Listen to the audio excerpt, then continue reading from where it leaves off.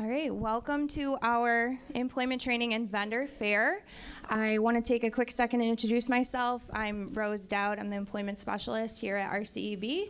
So the purpose of our training today is really to just give an overview of what's happening on the employment landscape, what's happening with the legislation, what's happening in response to that, so partnerships that we're forming, things that we're trying to get started.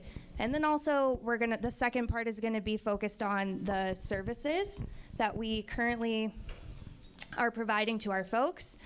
The second half of the vendor fair is going to be an opportunity for the case managers to interact with our vendors. They're gonna be at tables around the room. So a couple things I wanna note is inside your folder, you're gonna find a sheet with notes. I did not print the PowerPoint because it's long, but I will send it out to everybody today or tomorrow. Also, we're not going to be taking questions during the presentation part just because we have so much to cover and we just want to get through the content, and then you guys will have an opportunity to ask your more specific questions to the vendors afterwards. So to get us started, I want to introduce Sheridan Nicolau. She is from the State Council on Developmental Disabilities, and she's going to talk about the current legislation and how that's impacting what we're doing right now. So we're going to kick this off. I'm going to spend about 10 to 15 minutes just giving an overview of some things. And my goal is not to give you a complete history on recent employment-related legislation in California through the feds. But what we're going to do is we're just going to do a little overview of what are some of the common themes here. And how does this then reflect into the services and supports that you're going to hear from our providers coming up, okay? But for anybody out there who is interested in kind of a deeper dive, whether it's about a certain part of legislation or certain policy, either statewide or federally, please just find me afterwards, give me a call, or shoot me an email, exchange cards, and I'd be happy to provide a deeper dive into whatever it is that you would like, okay? So what we'll do is we'll talk a little bit about why are we here? Why does this even matter? And why does recent policy and legislation really matter when it comes to the services that RCEB is providing for the community? We're going to talk about employment first, both the federal understanding of employment first and how that worked, how that works in California's employment first policy. We'll go back up briefly to the federal level with WIOA, and then talk about some resources that will be helpful for next steps research as needed. So first, let's talk a little bit about why this matters. And before I talk about some of these stats, I just have a few stats just to get us in the right frame of mind. But let's go back to basics. So we know people with disabilities in general, we're the largest minority group anywhere, right? And we know that the strongest social and economic driver and impact in our lives is employment. And that's true for any minority group, any group of people anywhere in the world. But think about how important that is here in California and here in the Bay Area. Because we know that youth and young adults with IDD experience greater levels of unemployment, underemployment, low wages, and poverty. And that's the key word here. We're helping a group of people that are chronically stuck in poverty compared to people without disabilities. That's the real focus. That's the real driver of why we want to do a good job and provide the tools that we need to provide here. So out of those people with disabilities that do have bachelor's degrees, only 41 to 52% of them are working compared to 84, 85% of the general population without disabilities. So pretty impactful there. So again, we're thinking about the social and economic advancement tools and how that helps lift an entire group of people out of poverty. And we know that's important work to do here. So a couple other stats. So in California, only about 13% of working age adults with IDD get a paycheck. And those earnings are under $6,000 a year on average. Pretty significant. We know that doesn't go too far, especially with Social Security. Of the 92% of adults with IDD that are surveyed, and this was the last report from National Core Indicators, and I can share that report for anybody who's interested. Out of those folks that weren't employed, 41% said, yeah, I want to be employed, but I'm not. And then in California, right now, we have over 35,000 youth between the ages of 16 and 22 with intellectual and developmental disabilities who heard their two goals right now. I want to finish school and I want to get a job. So that gives some context into what we're looking at. And if we think about Lanterman Act, and I won't go into that because we have a lot to cover today, but you all know from our groundbreaking piece of legislation here in California, the Lanterman Act, it specifically refers to the importance of us providing the supports and services for employment for people with intellectual and developmental disabilities, regardless of the severity or the age of the individual, the severity of disability or the age. And there's quite a lot of language on that. So both federally, so when we talk about the federal definition of employment first policy, before we look at the state, so we need to look at ODEP, which is the Federal Office of Disability and Employment Policy. And so they early on defined employment first framework for the states and said, here's what we need to focus on as we move forward, states.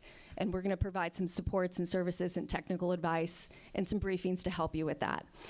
And so they define employment first as a framework for systems change that's centered on the premise that all citizens, including individuals with significant disability, so there it goes again, regardless of the significance of one's disability, are capable of full participation in integrated and competitive employment and community life.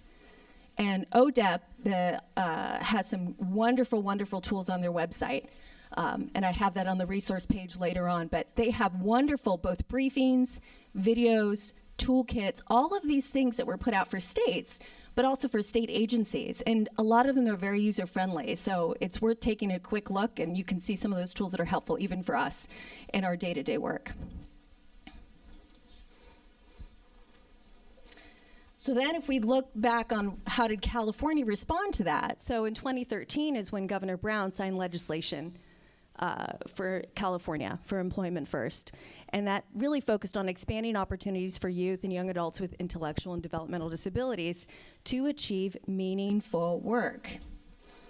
And we'll talk a little bit more about what the definitions of some of those things mean. But first I want to give you some language from the policy here. It is the policy of the state that opportunities for integrated competitive employment shall be given the highest priority for working age individuals with developmental disabilities, regardless of the severity of their disability. So there it is again, right? So we saw it on a federal level, now we're seeing it reflected in the state policy as well.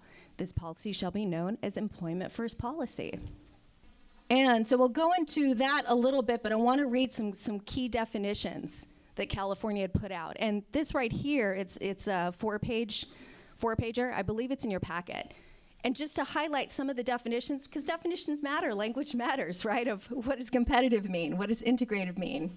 So integrated employment occurs in work in a setting typically found in the community in which individuals interact with individuals without disabilities, other than those that are providing services, right? So not just the people that are providing the services, but other people, to the same extent that individuals without disabilities in comparable positions interact with other persons. So that's very long language and complicated sentence structuring to basically say, in addition to anybody without disabilities that might be providing supports, we want to see employees with disabilities interacting with people without disabilities in the same ways, and in the same percentage of time, roughly.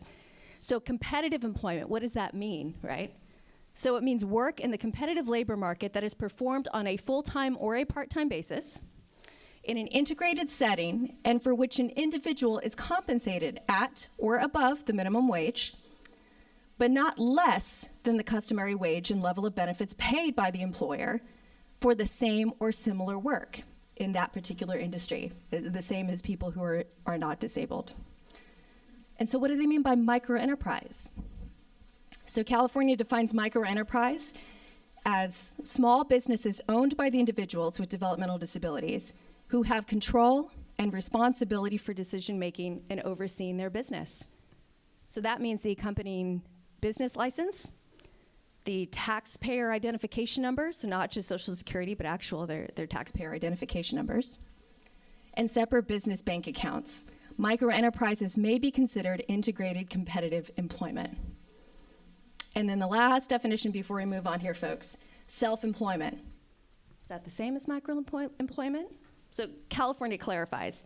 Self-employment means employment setting in which an individual works for a chosen occupation for profit or fee in his or her own small business with control and responsibility for decisions affecting the conduct of their business. So as we look at these words, it provides some of that context and that important meaning there. And you can see this summarizes some of the similar things, and also focuses that it's requiring that individuals ages 16 and older be informed about the Employment First policy and opportunities related to CIE, competitive integrative employment, including supports and post-secondary education. And we're going to hear more about that today from some of our providers there. So this summarizes what we just discussed earlier in terms of what this includes. Work in an integrated setting, we now know what they mean by integrated, minimum wage or above, and having the benefits and the same equal promotional opportunities as any other employee in that business.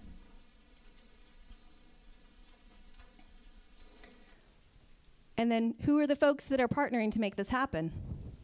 We know it's school districts, overseen by the California Department of Education.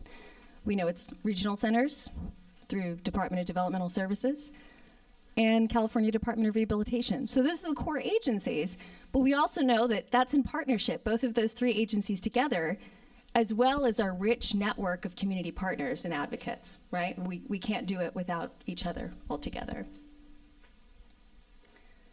And so what are some ways specifically that California's competitive integrative employment policy says that the regional centers are assisting folks with? So it's securing services and supports to maximize opportunities and choices for living, working, and recreating in the community. And it gives a list there of some examples of what are some of the actual services that are involved there. So you can see some are very directly, you can see how they're employment related, and others you can see are not as clear.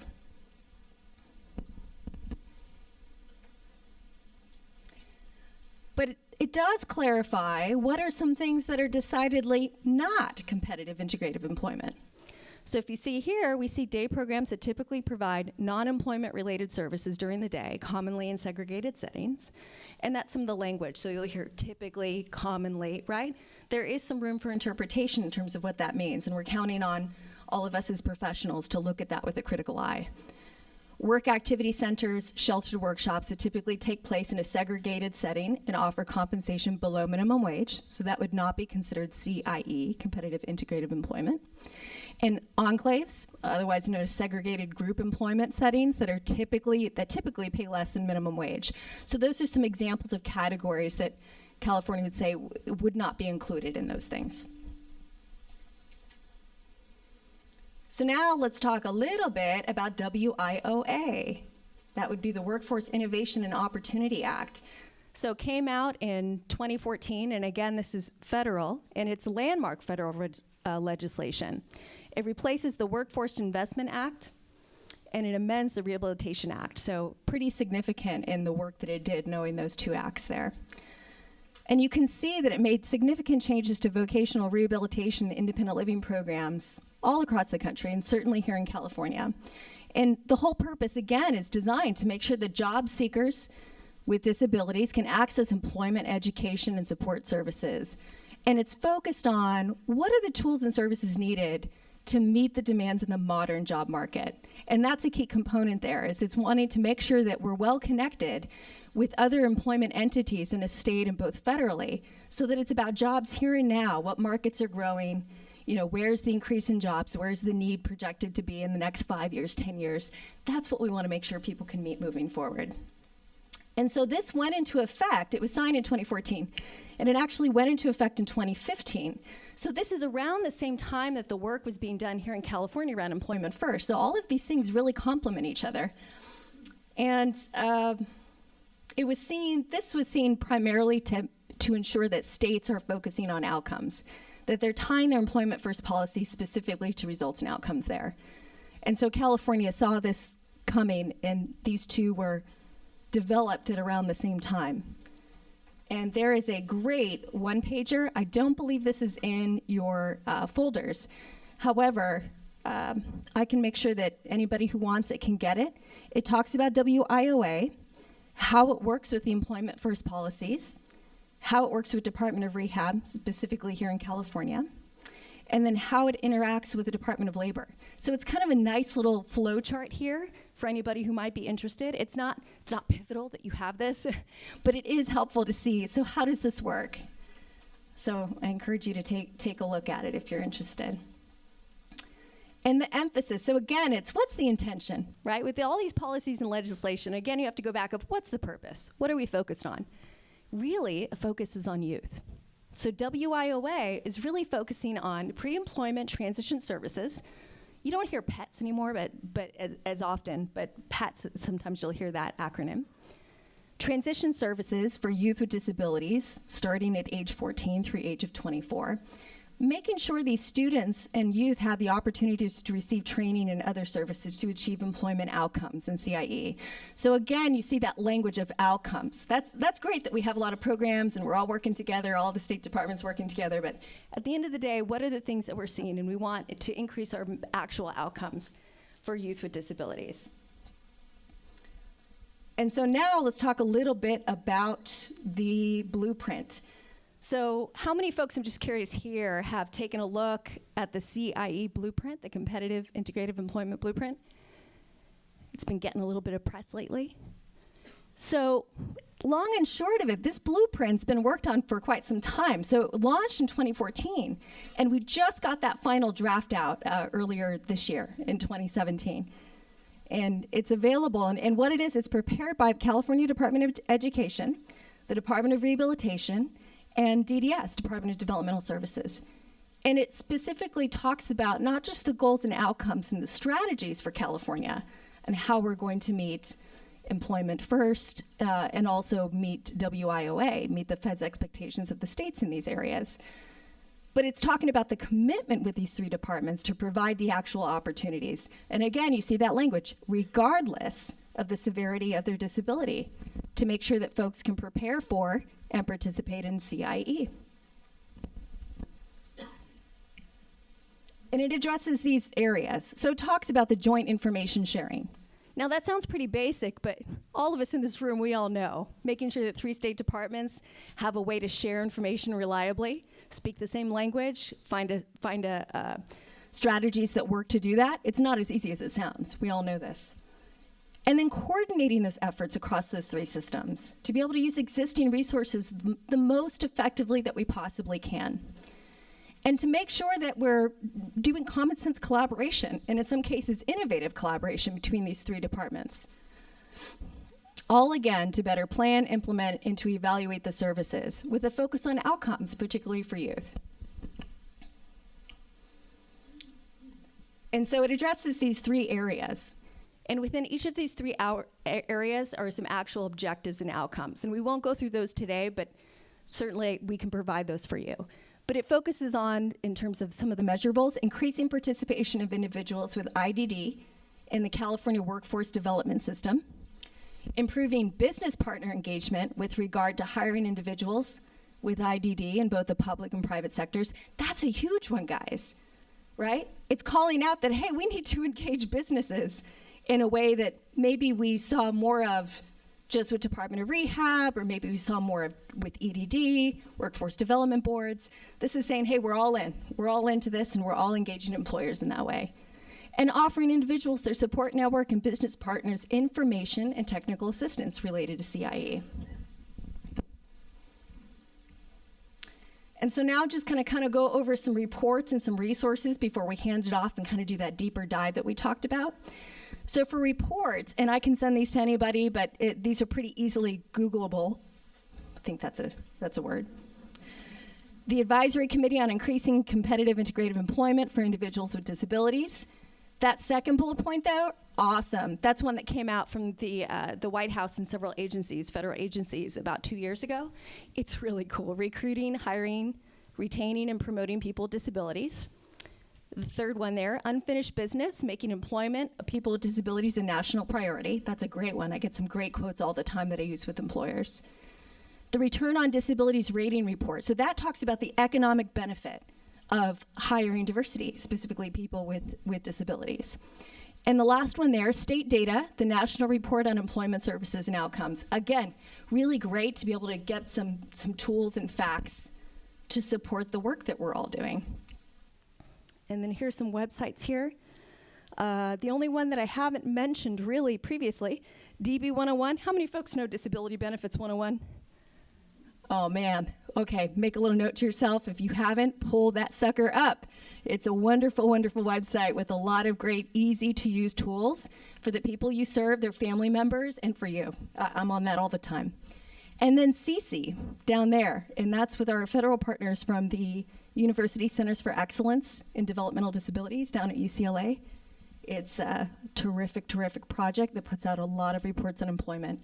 And get on their newsletter and you'll get sent a lot of cool stuff there. And lastly, we didn't talk about LEAP. I think you'll hear a little bit about it later on, but that is the program for public service departments, for state departments, hiring diversity, particularly people with disabilities. This second bullet point here, diversity top 50 list, they just came out with their 2017 list. And it's awesome because it talks about the top 50 businesses in the US, and I think they also have a sub-list for California, that are well known and that are making big strides in hiring people with disabilities and different types of diversity. In the National Center on Workforce and Disability, think beyond the label, the employment dashboard, data dashboard on our website at the State Council. And then JAN, the Job Accommodation Network, which has some great federal data as well as state data, as well as resources, a lot of resources at all levels. So I know that was a lot in a very short amount of time, but hopefully it spurred some of your interest and you have some ideas for some further research. And so now we're going to kick it off and look at what are some of the actual strategies and services here in the East Bay that are making it happen every day in partnership with you. Okay? Thank you. So next we are going to have representatives from the East Bay Employment Task Force. Actually, a subcommittee of the task force was in charge of planning this event. So we have our co-chairs, Bill Pelter from Ability Now, Sandy Saladay from the Alameda County Public Health Department and Developmental Disabilities Council, and also Tom Hines from East Bay Innovations. Sheridan, that was really a brilliant overview. I would say I think we couldn't go any further without acknowledging Tom Hines and Will Sanford, who through the very depths of really terrible funding held on and kept supported employment going in our field. And thank you for that, guys. And as a result, and Tom will say a little bit more about the Longs Grant, we are now fostering more and more programs to do supported employment. So I would ask one quick question. I just see a show of hands. How many people remember the Pentium computer? How many people remember that? Okay. I know that's a long time ago, isn't it? That was the last dot-com boom. And our field, our consumers got zip, nothing, nada, not one job out of the dot-com boom. We've got a huge economy in the East Bay and in the Bay Area, and we're going to get our share. And the way we're going to get it is all of us are going to work together. So if you're asking yourself, well, geez, as a case manager, you guys are providing the service, how am I going to play a role in that? Because having a job or running your own business is a catalyst for everything that you've learned. Social integration, community integration, money math, you name it. And so when you're in those annuals and semi-annual meetings, your parent-professional partnership, your partnership with the consumer are the building blocks for everything that you're going to hear today. So we're going for it. When I say we, that's all of us. So here's Sandy. Okay. I just want to tell you a little bit about how this got started. If you don't know, I'm the coordinator of the Alameda County Developmental Disabilities Council. This is a shameless plug. If you're interested in our newsletter, you're welcome to sign up. But the council had an interest in employment.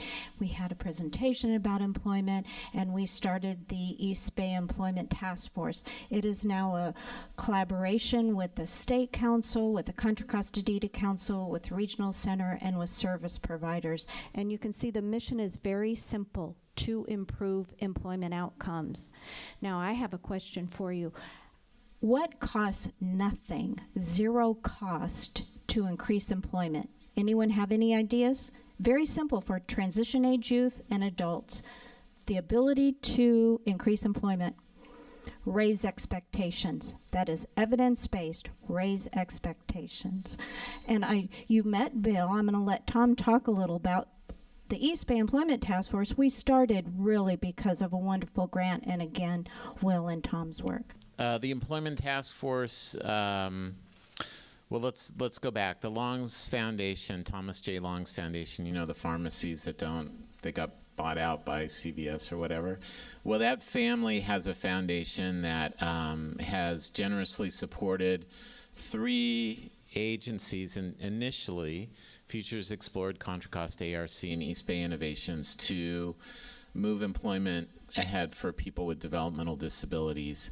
And they also, through that grant, funded a training series for agencies that wanted to do employment services and tailored day services, and we had about 7 or 8 agencies and adult schools attend those trainings. And then the Longs Foundation offered startup money to those agencies that wanted to either start supported employment and tailored day or reboot it. They hadn't been active in it because of the rate situation hasn't been good until recently, or micro enterprise. They offered startup money, which was critical for those agencies to get up and going. So now, instead of the last 20 years having maybe 3 or 4 agencies do employment in Contra Costa and Alameda County, we're going to have probably 11 to 15 agencies. So in order to coordinate and collaborate, we're all going to be talking to the same employers, potentially. We might have jobs that, come to us that we can't fill because we don't have the right match of consumer to job. There's also lots of training that needs to happen that we can all benefit from.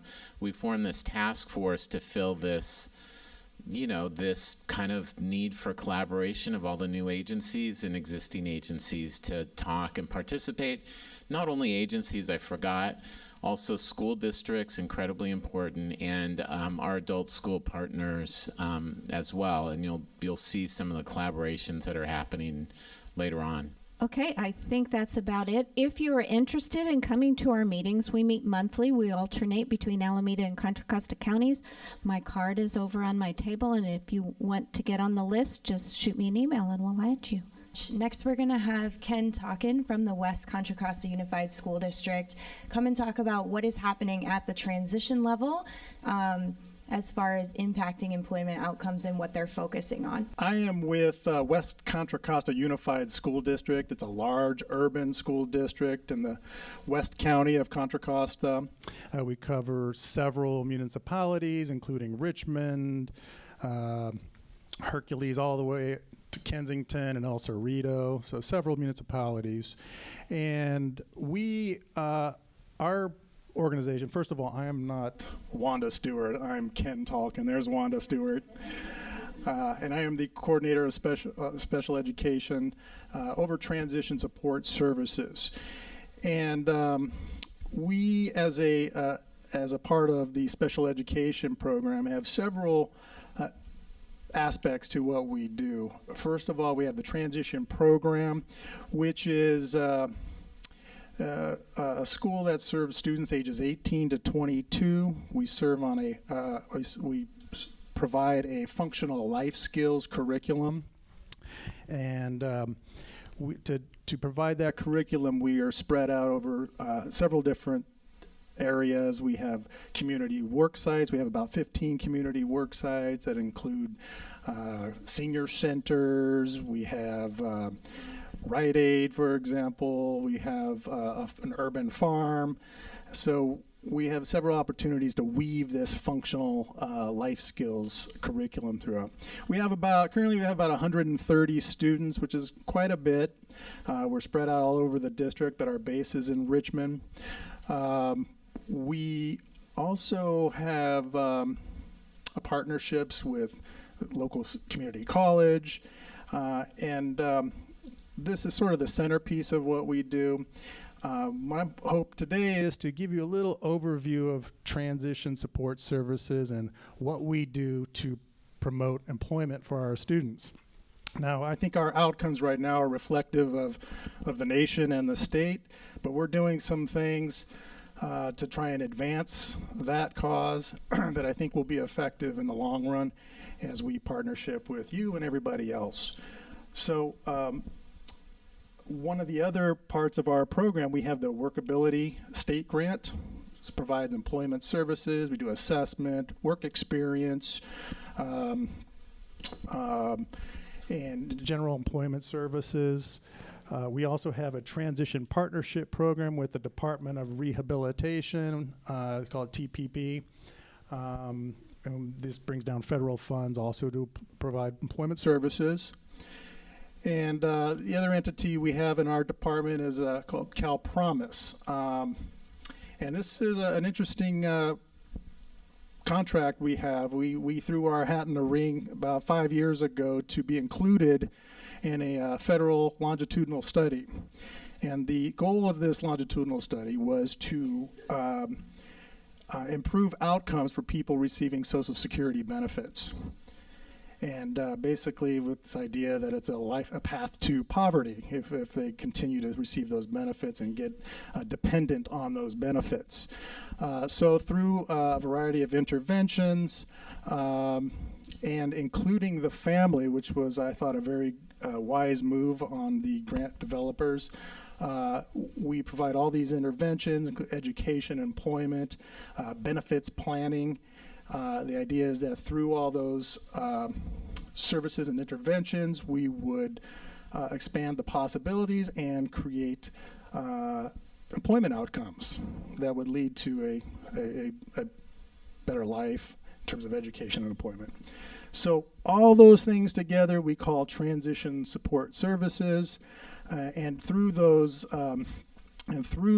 we are able to hire a variety of different staff. A couple of them are right over there. Please come by and say hi to us and chat us up more about things. But all this is, to be successful at all these things, we need to build community partnerships. And that's why I love that you all are here. So we have partnerships with local businesses. I mentioned a few earlier, such as Rite Aid, but we have several others. CVS, just to name a few.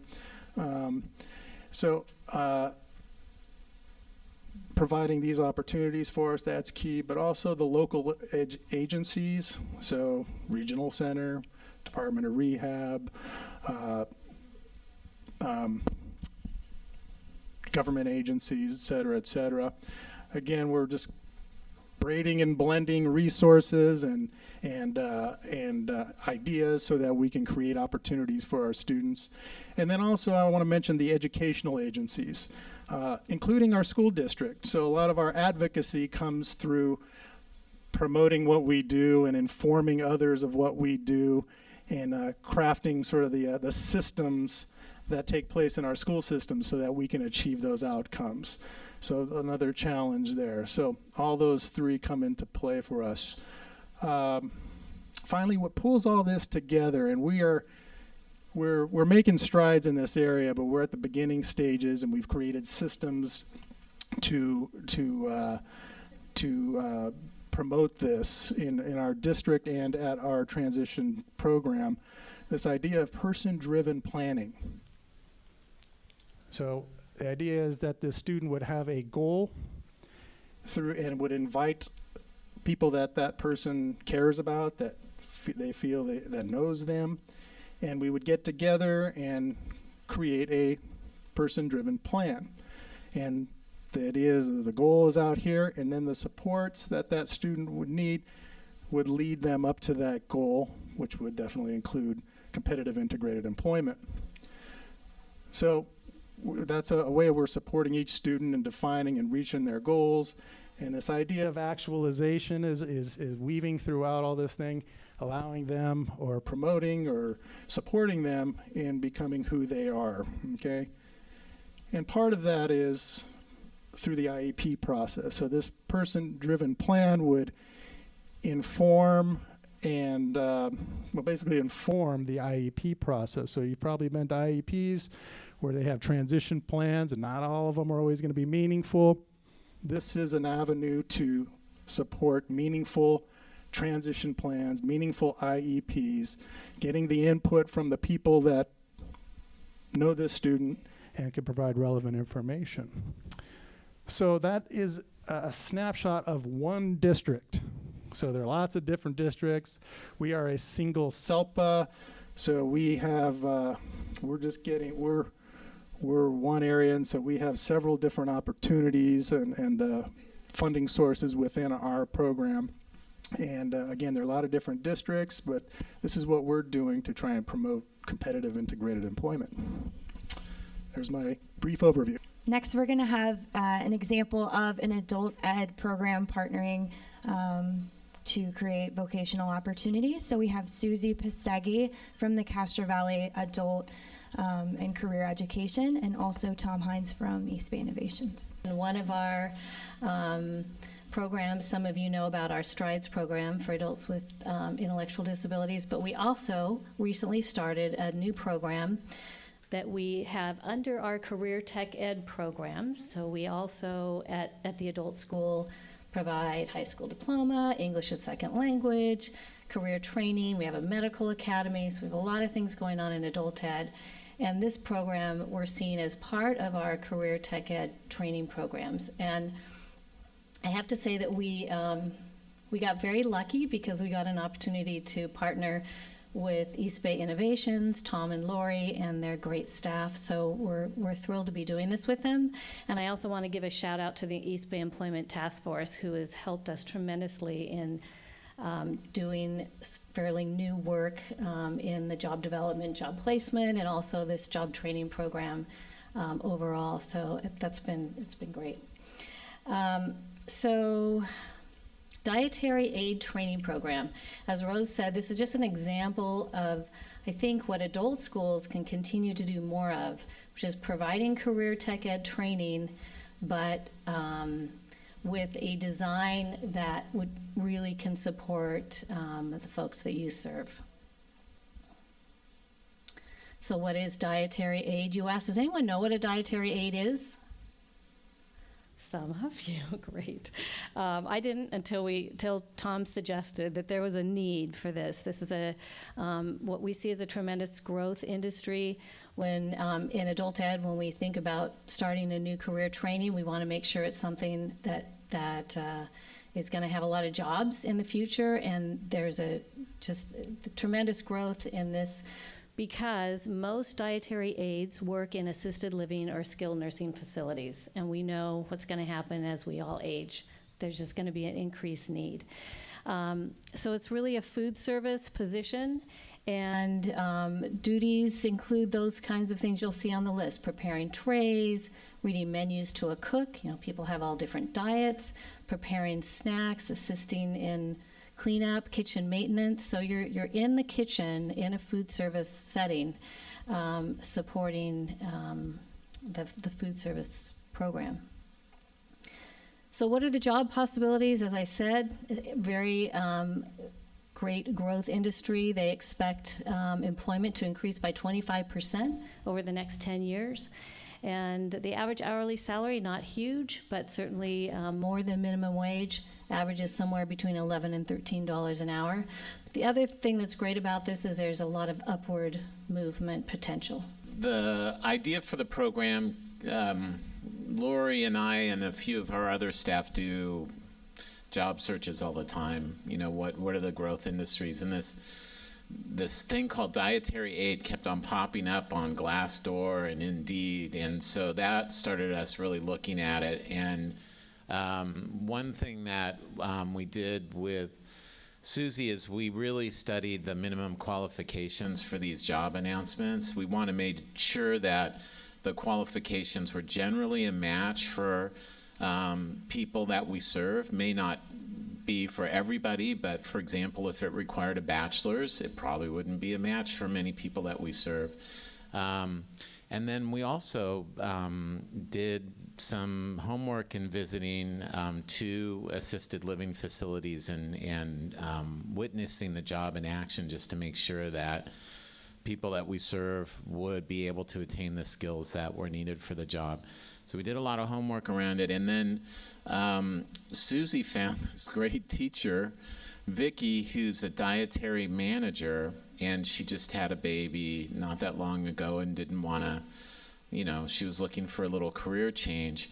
The great thing about working with adult schools is the credentialing for teachers to teach a class can happen really fast, and it's not that expensive. You just have to have 3 years basically in the field. Yeah, full time. And so we got a great teacher. And then how we interact with the program is we were involved in working on the curriculum. We were involved in helping the connection happen between DR and Castro Valley Adult School, because DR pays the tuition. So people who are entering the program have to have an open DR case that could be open once they're accepted, and then DR pays the tuition. And then we have a Taylor Day staff member, wonderful lady named Deb, who assists Vicki in doing the training of the folks. And then the other thing is that Castro Valley Adult School had this beautiful industrial kitchen, and so we had classroom work paired with kitchen work in a real kitchen setting.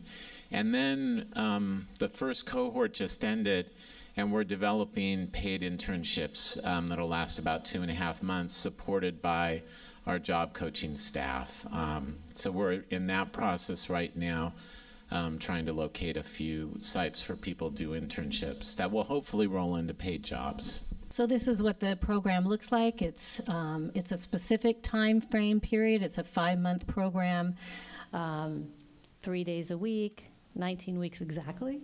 And as long as the students' Department of Rehabilitation goals are aligned with what the counselors feel would be an appropriate program, they have been wonderful in supporting this program. You can see the curriculum. All of our students who just finished their cohort passed their safe serve. I get that confused every time I say it. They all passed their certificate, so they all have that going out into the work world. We do a lot of work on soft skills as well. So here's the eligibility. We have a cohort starting on September 19th. We have one more space. It would make it, we're cutting it a little close to get Department of Rehab paperwork in for a new student, but if we get somebody in the next few days, we could probably still squeeze them in. In March, when we do this, we've been restricting it to regional center clients because we wanted to make sure they could take advantage of supported employment with EBI, but we are looking at opening our program to anyone who's interested in March, and we'll see how that goes. So eligibility, they need to be at least 22 years old,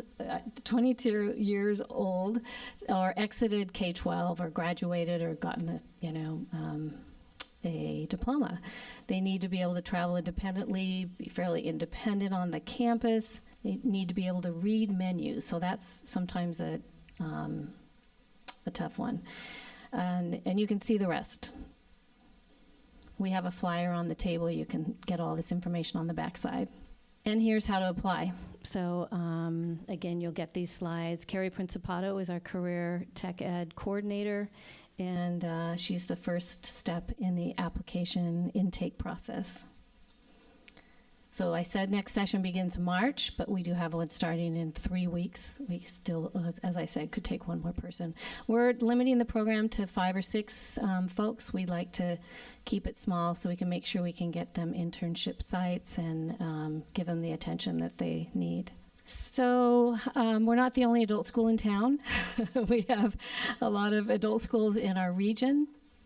And Mount Diablo, Karen Lingenfelter over there at Mount Diablo is one of them who does a lot of great services, specifically for the people that we serve here. So as I said, some of you know also about our Strides program, which is more of a traditional day program that we're trying to work to make some shifts on. But we have been doing, I have Wynn Lamb, our job placement person here. We've been doing a lot of job placement, job training classes in the community, and some job coaching. We have lots of families who are really fearful about folks going out and working independently in community integrated employment situations. So that's something we can use your help on as we continue to educate and support people in that arena. Mount Diablo and Concord, Karen, you'll talk to her. She's over there in the black sweater. She's doing some amazing things out in Concord, so if you have folks that can head out that way, she'll talk to you about Project Search, but you can see all the different training programs that she's working on developing that would really support our folks. Pleasanton Adult and Career Ed has been partnering with Las Positas College to provide a horticulture training program there at Las Positas, and that's brand new. It's starting any day now. It's starting this fall. They're also doing Project Search. San Leandro Adult School has some work-related classes in partnership with Harambee.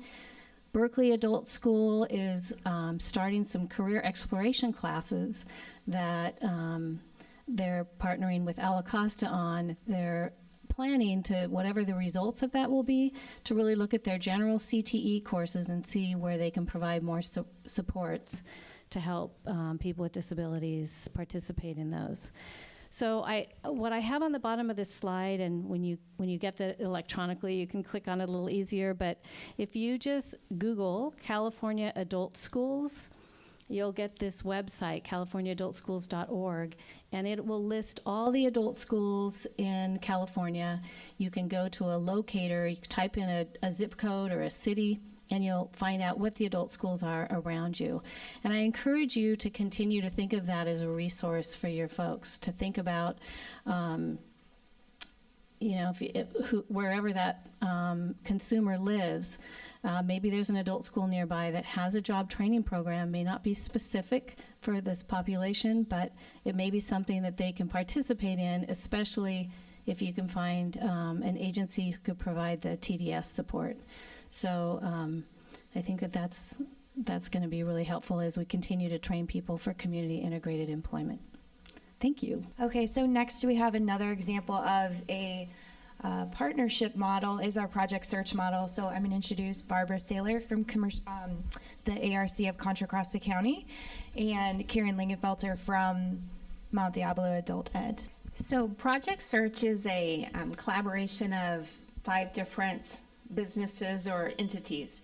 We have the host business that provides the job sites, opportunities for our individuals to work, lots of support from the host business site, actually, a classroom, uniforms, and all sorts of stuff.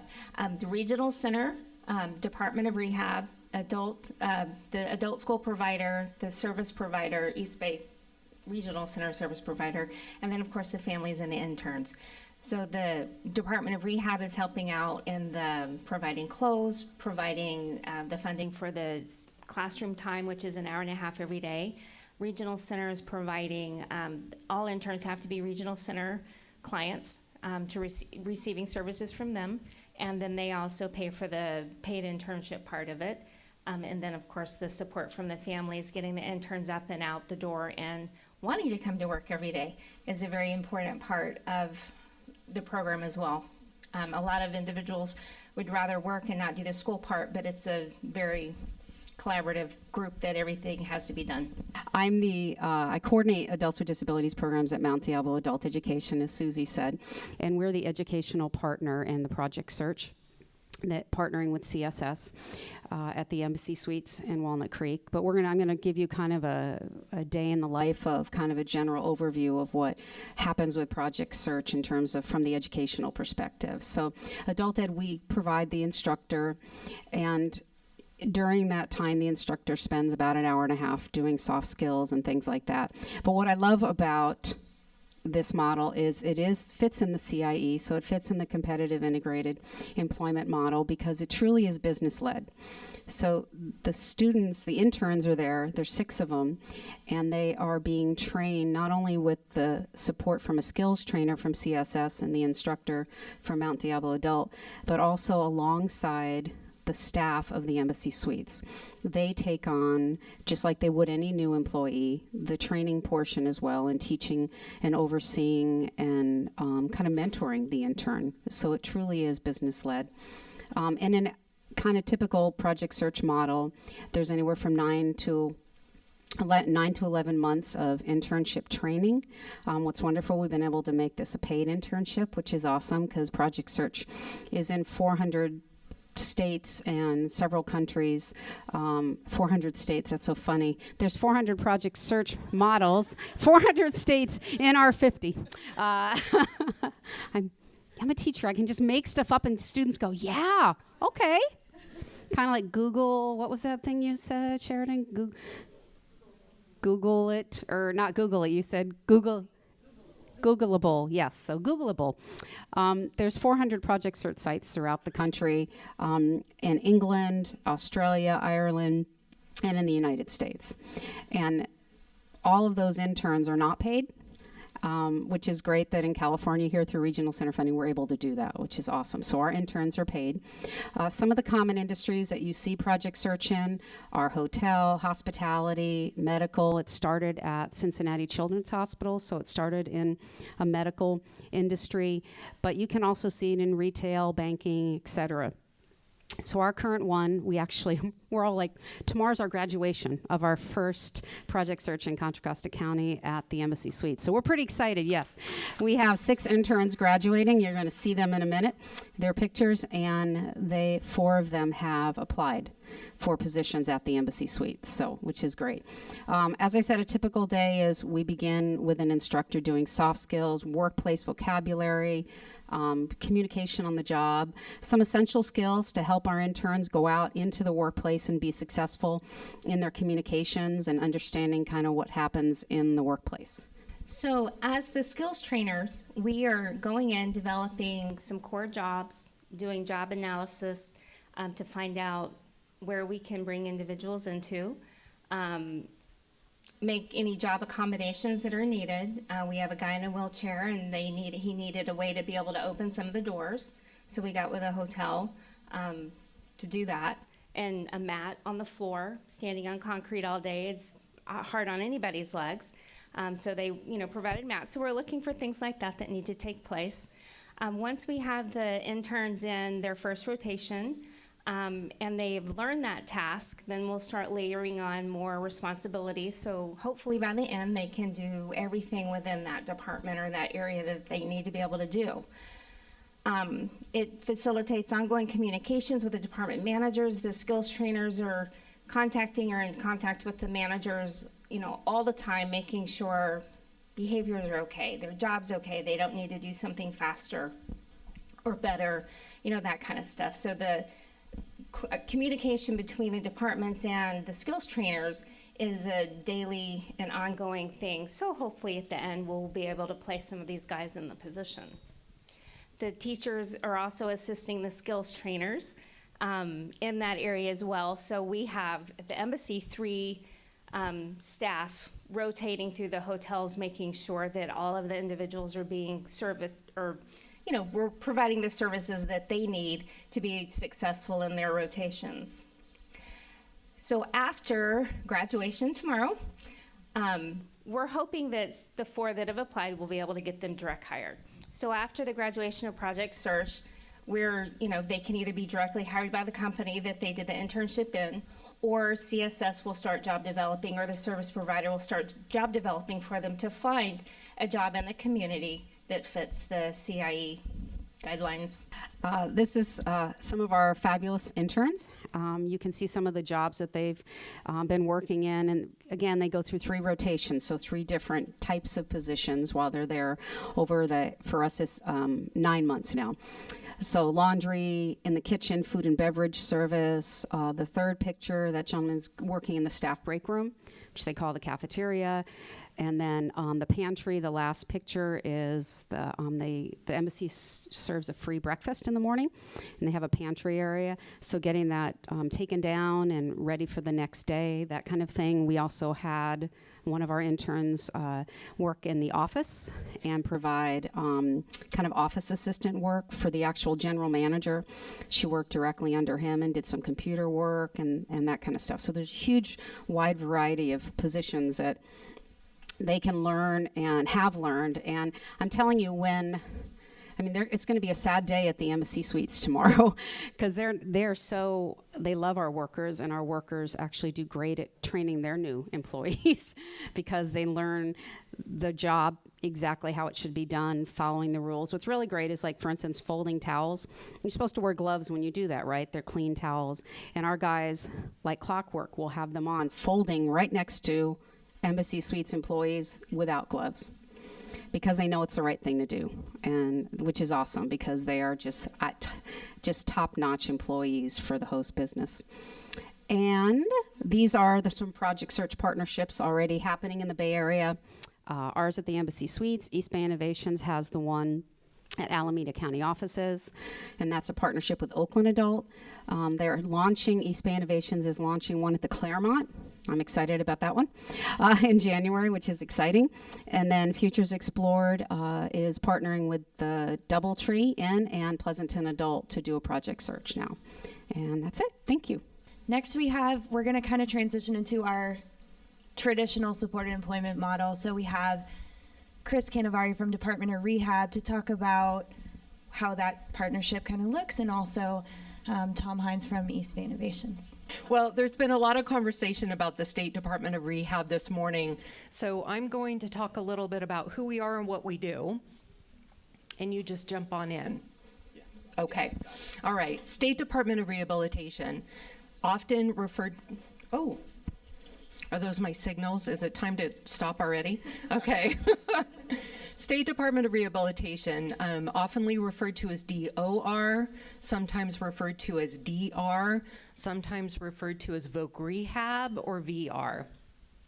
We're a small state department. We're actually sister departments with your funding authority, Department of Developmental Services, DDS. DOR and DDS share funding responsibility for one program. It's called Supported Employment, and we'll talk about that in just a moment. So DOR, our mission is pretty clear, pretty straightforward. We're working on, and I should say we're completely focused on assisting individuals with disabilities to achieve equality and independence through employment. Very narrow parameters. I often say we're all about work, assisting individuals to have a successful life via employment, and that's what we've been talking about all morning long. When an individual comes to our front door, we see individuals with a very wide scope. We work with individuals that may have a mobility impact, utilize a wheelchair, mobility aids due to a condition, an illness, an accident, an injury. We work with individuals with significant mental health issues. We have a specialty unit that works with individuals who are blind or have low vision. We have a specialty unit that works with individuals who are deaf or hard of hearing. And we have specialized counselors that are working with individuals with intellectual developmental disabilities. When someone comes to our front door and they're deemed eligible for our services, they begin working with a master's level rehab counselor and a team of professionals on identifying their vocational goal. What do they want to do? When that vocational goal is set, then a vocational plan is written. And that plan outlines all of the goods and services that DOR will purchase on behalf of that individual to assist them to reach that goal. That plan also includes the roles and responsibilities of the individual themselves. What are they going to do to reach their goal? When the person obtains employment, doing well on the job, DOR begins to close their case, wish them well, and remind them that they can certainly come back again, when they're ready for some more assistance. So our system differs a little from yours.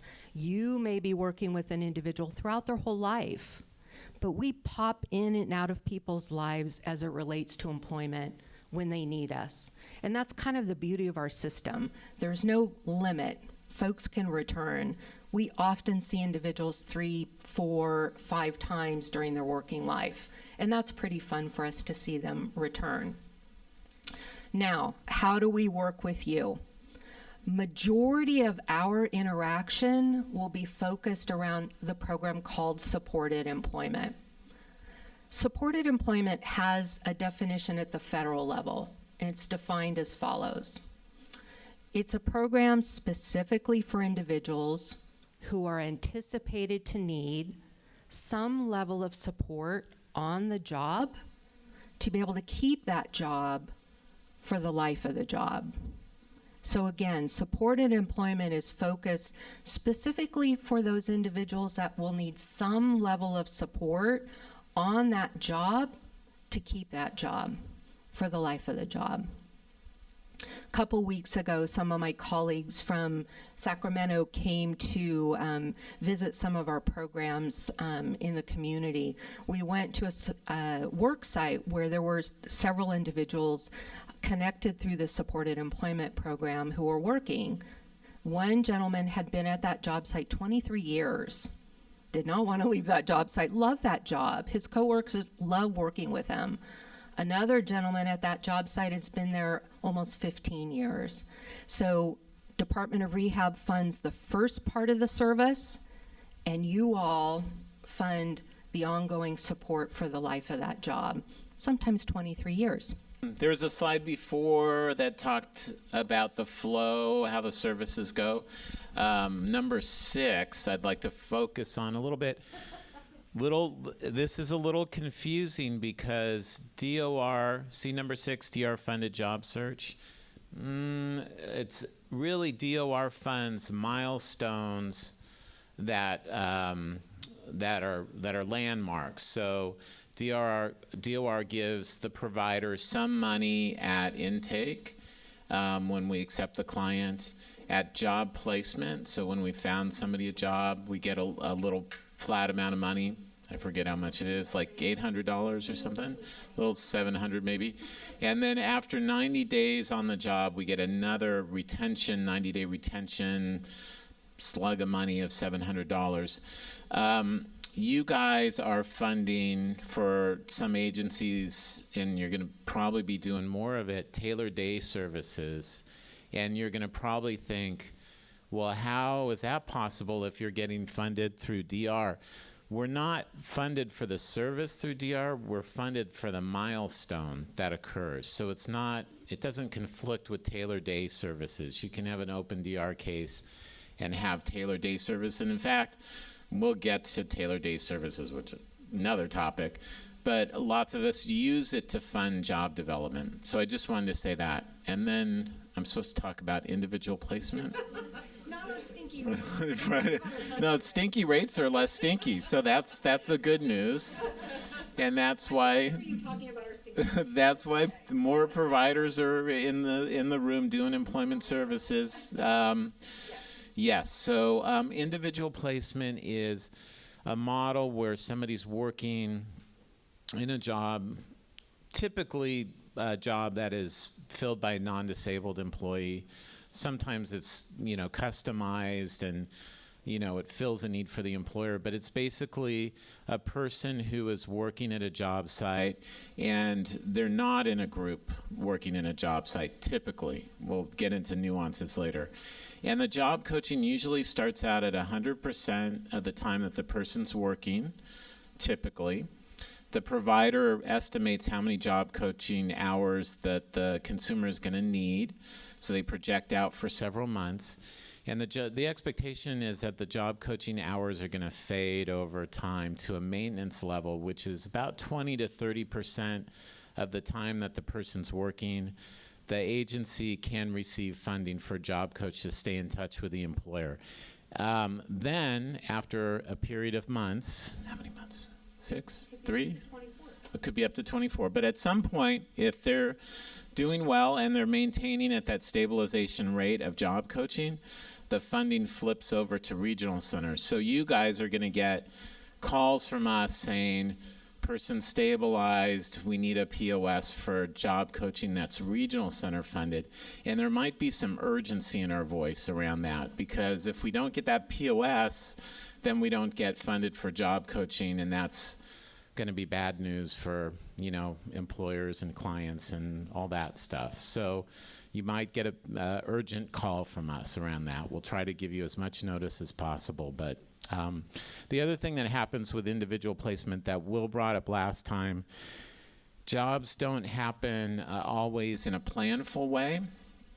Sometimes we get a call from an employer and they want to start somebody tomorrow, and it's a great job and it's a fit for somebody that we're serving who really, it's a perfect fit, perfect job. And we need to get started right away. And so we might ask you guys to, there's a little form that you have to fill out that says that Regional Center will pick up follow-along supports. And so you might also get urgent calls from us around that. Employment is not like many other regional center services where you can do things in always a more planful sort of way. You get urgent calls from us, I'll just say that. Group supported employment is where between 3 and 8 individuals are working at the same job site doing similar tasks. They have one on-site support staff. Often we refer to that person as a job coach, who is rotating throughout that work site and assisting individuals. And that coach is there 100% of the time forever. So that's how those two services differ. I just wanted to comment. What did we learn from Tom's comments? DOR's rates are stinky, yes. And if we call for a purchase order, it's urgent. And those are both important. Those are both important. So we'll go back to, how do you refer someone for support employment? Because I think that's probably what you're all been dying to hear, right? Okay. There are 2 methods for 2 entrance points for folks to come to DOR. The first point is our front door. There are branch offices in every county. Some counties have multiple offices. Any individual is able to go to the front door of DOR, request an application and an orientation for services. Anybody may do that. Anybody connected to the regional center, any individual with a disability that's impacting their ability to get and keep a job. So front door. For supported employment, we also have an expedited entry point, and that is completely through your work with the individual, assisting them to select a service provider, providing a referral packet to that service provider. That service provider will then work with the individual to fill out all of our awful paperwork, our pile of paperwork, and then the service provider delivers it directly to a DOR counselor that's a specialist in supported employment. And from that point on, contact with the individual to start writing that vocational plan. That method of entry into DOR is specifically for individuals connected and on their way to supported employment. It's a little bit expedited.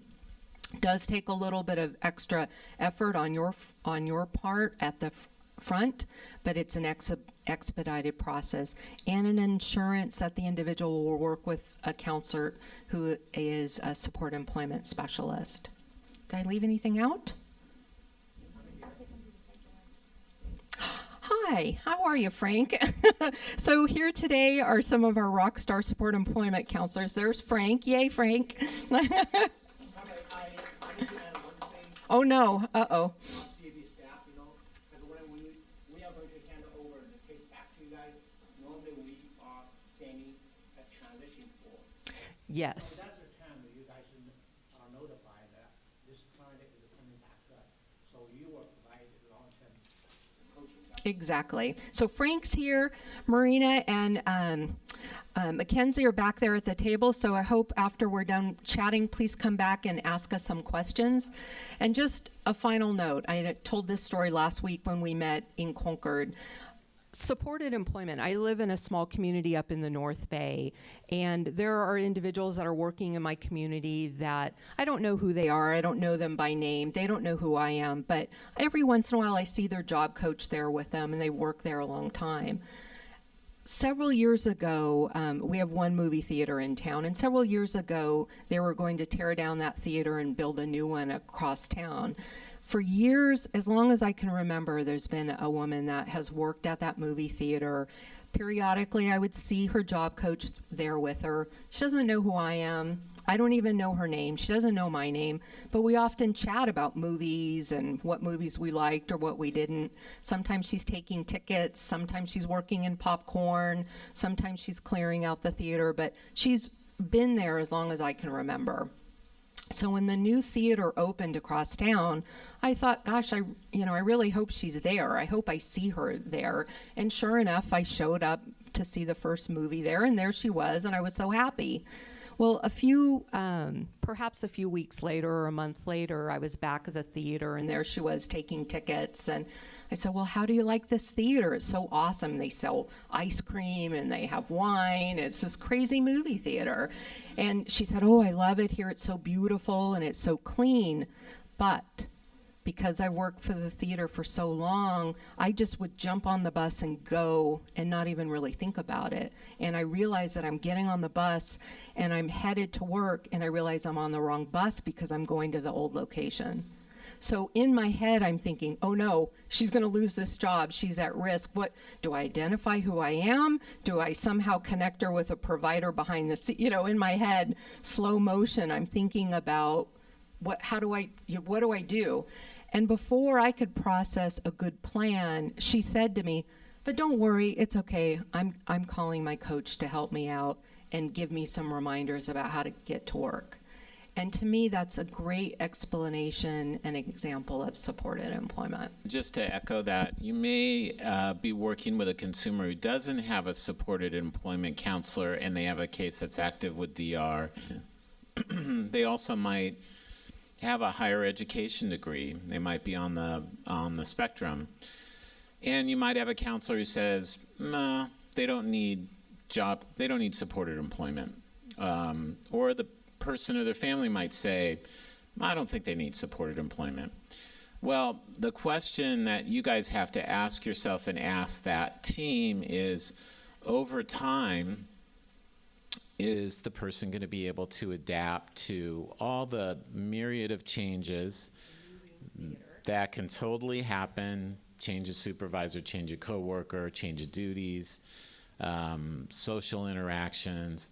Are they going to be able to navigate that on their own over time for the length of their career? And if the answer is, I'm not sure they will be, then, you want to bring up supported employment. It doesn't mean that when somebody starts the job, they have to have 100% coaching. It doesn't mean that when they stabilize, they have to have 20% of the time that they're working, they have coaching. But what supported employment does, even at a minimal level over time, it allows the agency and their staff to continue to know what the job is about, to continue to have a relationship with the person and their family, to be relevant when the person needs help, which is an incredibly important thing to think about. And I'm supposed to talk about the stinkier parts of supported employment since we're using that word. Yeah. No, the money's not so bad. Well, I don't want to say that.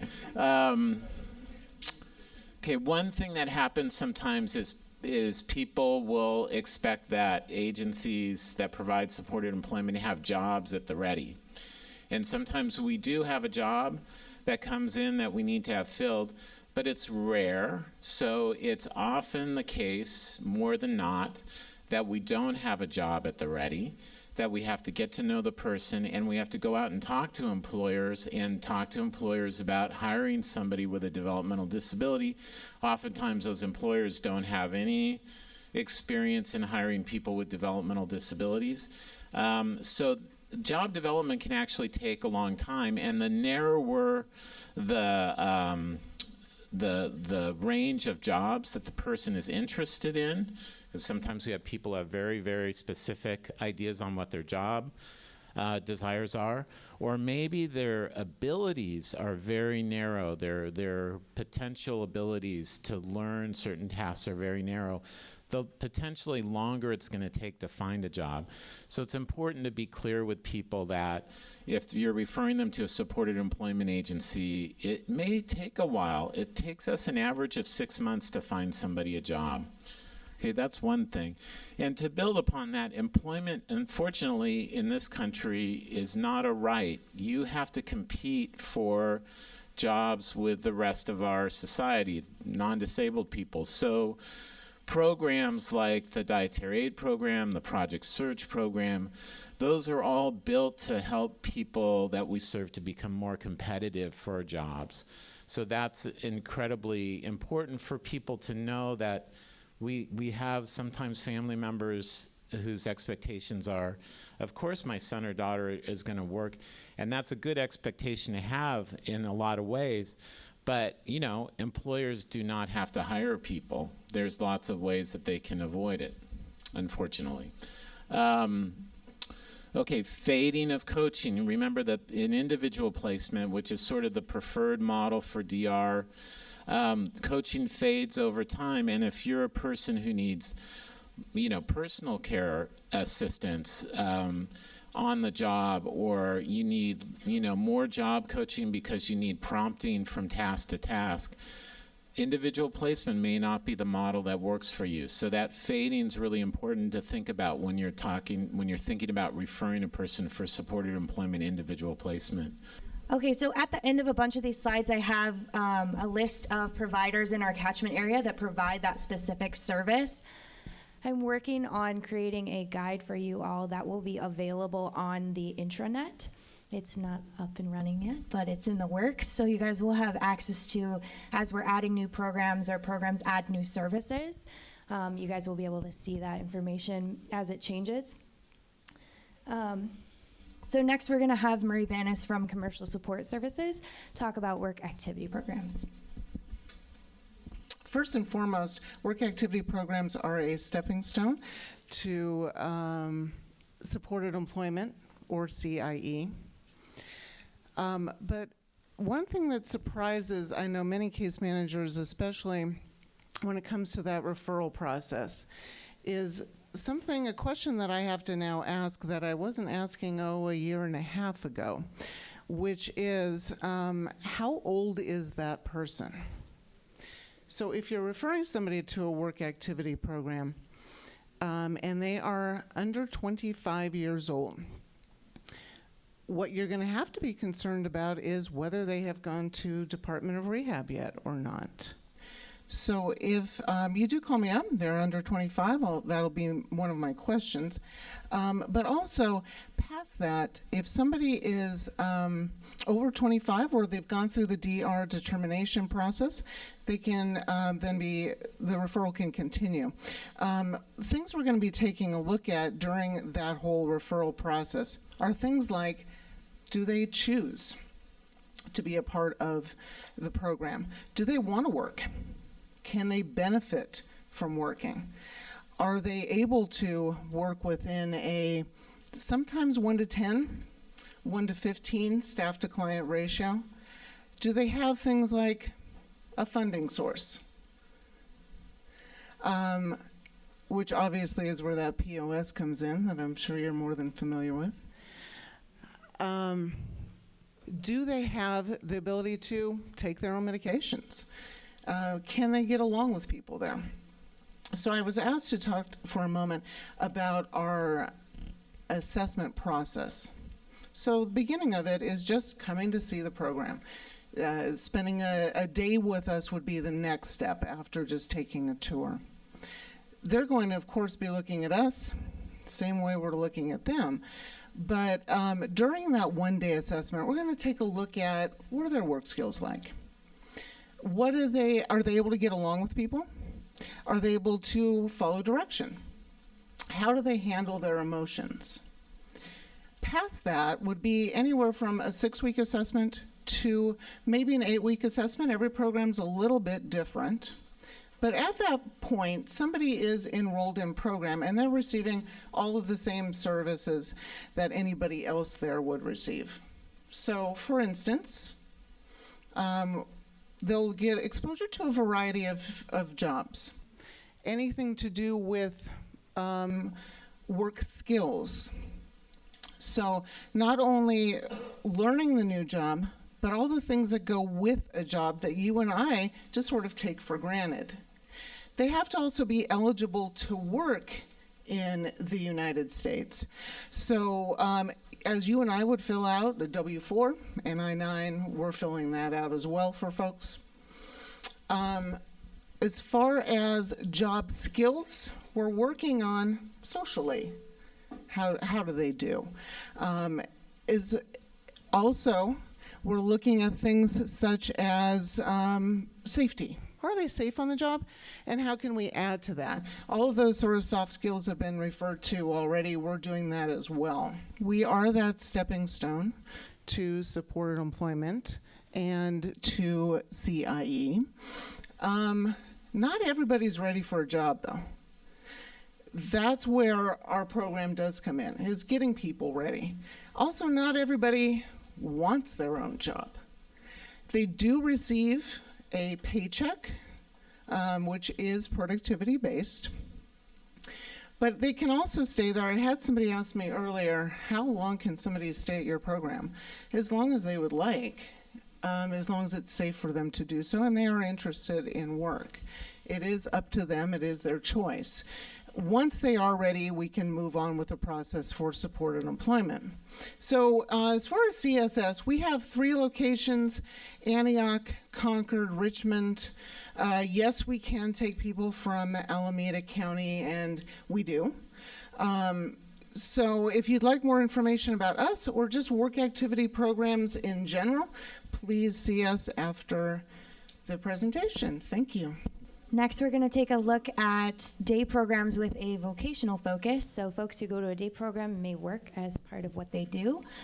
So we have Will Sanford from Futures Explored, Craig Rose from the Community Integrated Work Program, and Jashawn Reyes from Community Integrated Support Services.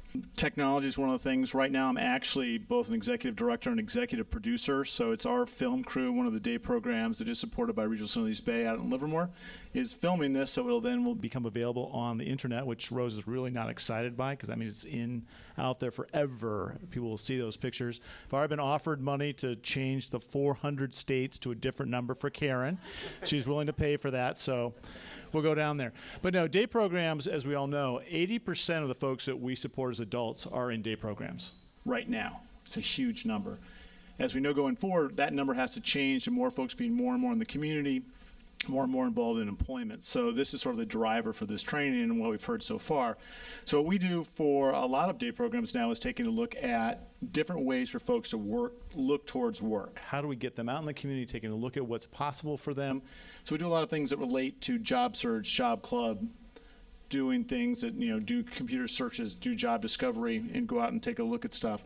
We also have our folks regularly go out and look at job fairs. Go out and talk to employers, see what's out there, see what's really possible for them to be involved with and do, as well as provide them with opportunities to teach our community. Our future employers are now currently in school. The next Bill Gates is someplace in probably middle school right now. So we want our folks to be involved with them, to understand them, and we want them to understand that folks with disabilities can contribute. So it's really about changing the whole focus of what we do. And so then we have people who are out in very typically group settings to get that experience. When you look at this, in our community statewide, about $150 million is earned by folks with developmental disabilities between supported employment, work activities, and day programs. So it's a significant earnings for them.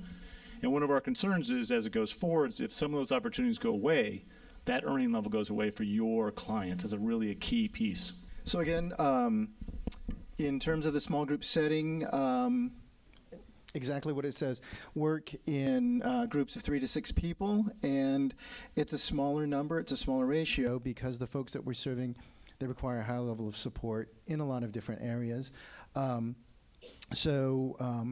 Just in terms of where their work readiness is, where their interests lie, and what current skills they have and how we can support them. And so typically programs like mine and the small group settings, we do the transportation part because maybe the folks are, that's a skill that they have not yet learned.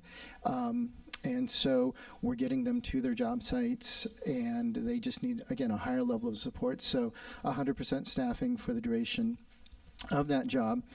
And the individuals that we work with, again, because of that higher level of need and higher level of supports, their time and task may vary. So again, we're talking about individuals who on a particular day may want to work a 3-hour day. They may want to work 30 minutes that day, or they may decide that I do not want to work that day. And how they communicate that can come in a form of additional challenges. And so the small group setting is a very supportive model for those individuals. And one of the things that we do in terms of work, again, based on the needs that an individual is expressing on a given day, might be job sharing for those individuals who only want to work a little bit that day, a lot that day, or not at all that day. And so as I'm going to pass the microphone on, we're talking about supporting individuals with some more significant behaviors. So just because a client has a behavior doesn't necessarily mean that they cannot work. It just means that they have it helps them, sorry, my bad, that they have the choice to work. So we go daily. We tried calendars, we tried weekly, but sometimes like us, we wake up on the wrong side of the bed, and today I don't want to work. And as adults, we do have that choice whether we want to work. We can call in sick, but we ask them not to. But that they move forward, and that they can, like what Craig said, that they can work for 15 minutes a day. They can do a janitorial job. Some of the slides we have up are our clients' landscaping, and we are the employer. We go out there and we pass out flyers to the community, and we ask for a donation in return for services, such as a landscaping job or a hauling job, or passing out flyers for local real estate, or even in-house jobs such as janitorial services. And they may work for 15 minutes. Some of them may work for 3 hours in the landscaping job, just depending on what we have for that day.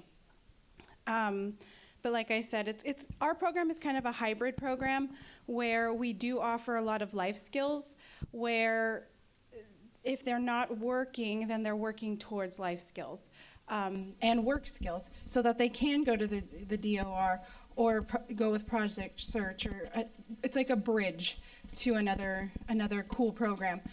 Some of our clients range from 22 to 80. They can stay for 5 months, they can stay for 5 years, they can stay for 50 years. It's totally up to them and what they want.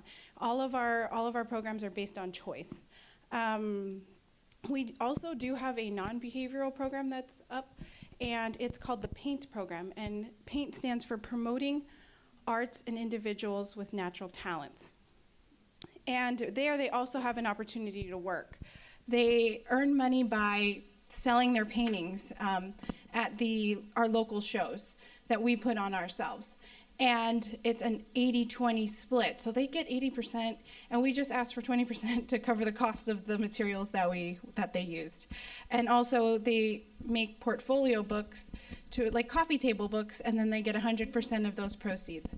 So there are opportunities for our clients that do have behaviors to work, and then also a different type of job where they can express their communication through art and things like that. So yeah, that's about it. Thank you guys so much. I don't have the programs that offer work opportunities at the end. That's a little bit out of my depth, and also there's just a lot more of them than supported employment programs. So I would just invite you to ask those types of questions as far as what programs offer and what supports they offer as far as employment, if you are looking at day programs for your individuals. So next we're going to have micro enterprise.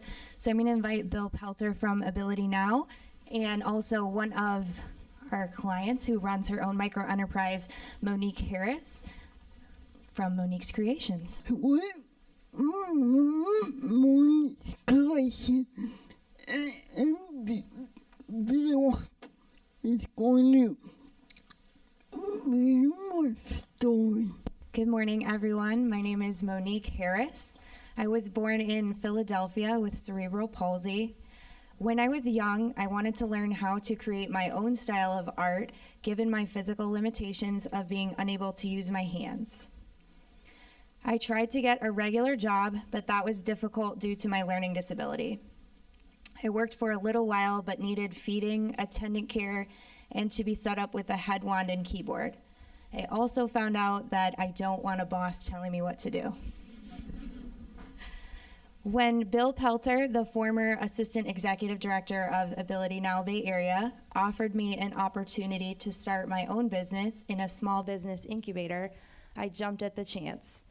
I started Communication at Ease to make low-tech communication boards and educational materials. As a businesswoman with a disability, I learned that you must have 3 things. First of all, you must have self-determination. You gotta work for it. It is hard. You have to be able to adapt. If one thing doesn't work, try another. I took classes in business, and then I started a communication board business. It happened, but it's very slow. But then I found out I had a talent for art and started Monique's Creations, a graphic design business. Second, you have to have a passion for what you're doing. If you do not, it won't work. I like helping people. I do not want anyone with a speech impediment to be unable to speak their minds. That is why I make communication boards. You gotta have passion in you. And third, I learned that in business, you need lots of support. Regional Center supplies my attendant care when I sell my products at community events. The Department of Rehab buys supplies and equipment for me, and Ability Now provides attendant care and manual labor.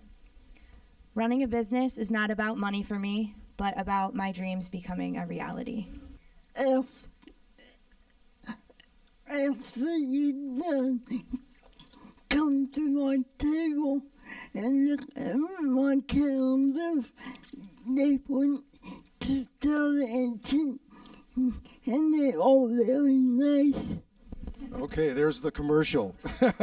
So come by and visit our table and see Monique's calendar. It's a chance to pre-order for 2018.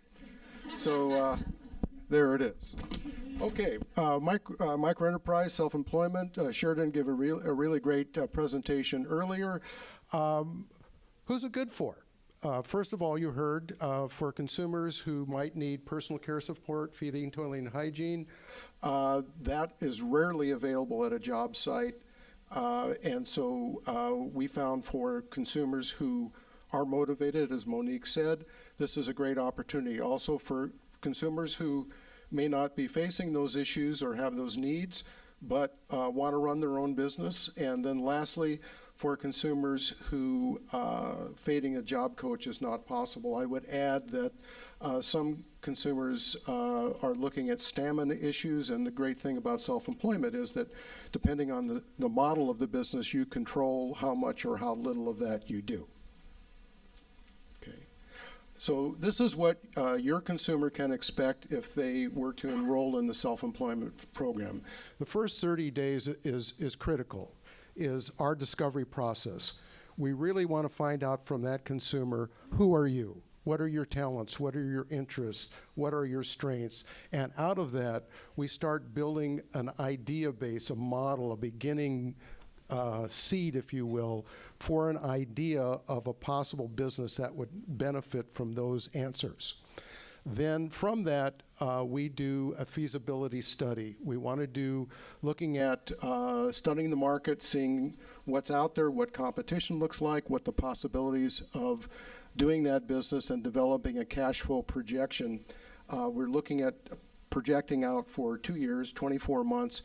That's really important because it's critical not only for wage employment but also self-employment to find out the impact of income on public benefits.